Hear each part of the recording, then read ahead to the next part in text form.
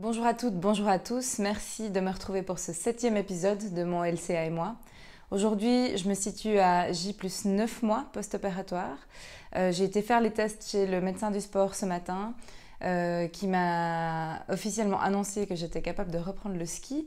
Donc je suis extrêmement contente. Je me suis fait passer aujourd'hui l'ACLRSI et je suis à 85, ce qui prédit normalement un bon retour au sport. Et puis c'est ce que je vois car j'ai pu reprendre la course à pied qui était mon sport de prédilection de base. Et puis, je vois que ça va plutôt bien. J'ai pas encore repris les compétitions, qui sont des compétitions amateurs, populaires.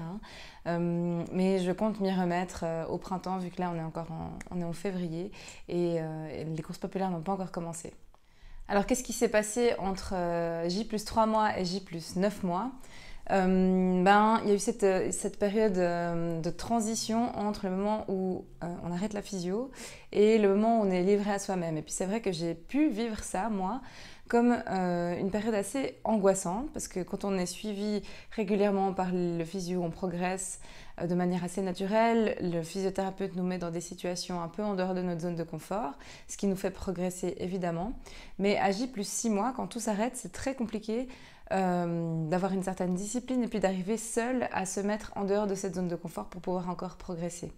Quand j'ai été faire les tests chez le médecin du sport à 6 mois, j'ai vu que j'avais encore des lacunes sur les différentes forces de mes muscles, mais aussi sur la coordination.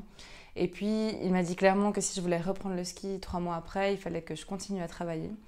Donc, j'ai pu avoir la chance d'intégrer un groupe d'entraînement qui s'appelle Réhabilitation Genoux et qui regroupe différentes personnes qui ont eu des problématiques de genoux, qui ont été opérées ou non, et qu'on met tous ensemble pour pouvoir travailler et s'améliorer sur les différentes composantes qui nous sont propres.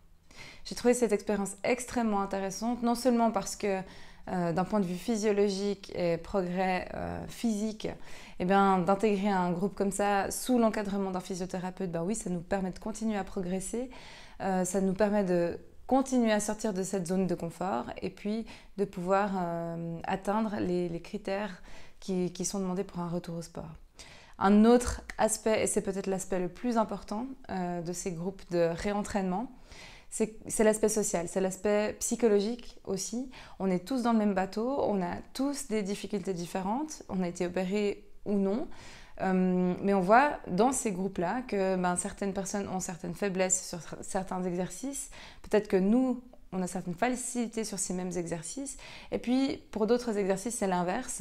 Nous, on aura certaines difficultés et puis d'autres auront certaines facilités. Et ça montre aussi que la progression, même pour une même opération, pour un même type de blessure, la progression est différente. Et puis, on a tous des atouts, des forces et des faiblesses qui sont différentes à chaque moment. Et j'ai trouvé que ce groupe était un grand soutien.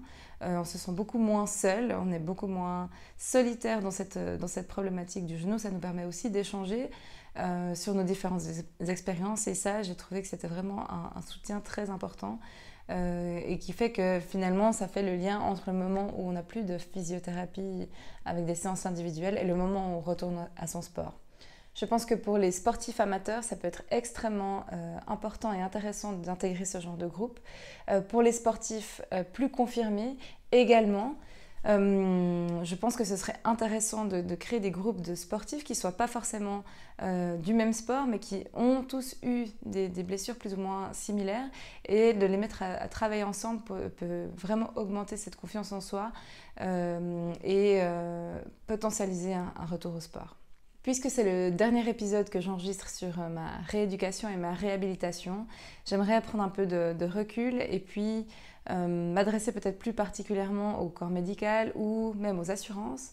C'est vrai que ça fait 15 ans moi que je suis concernée par des problématiques de genoux, et puis c'est vrai que la prise en charge médicale a vraiment beaucoup évolué, non seulement du point de vue chirurgical, mais également aussi du point de vue de la réhabilitation.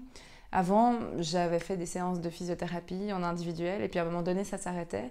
Là, on voit qu'il y a des choses qui commencent à se constituer, justement pour faire le lien avec ce retour au sport. Et ça, je vous l'ai dit, et je trouve ça très très bien.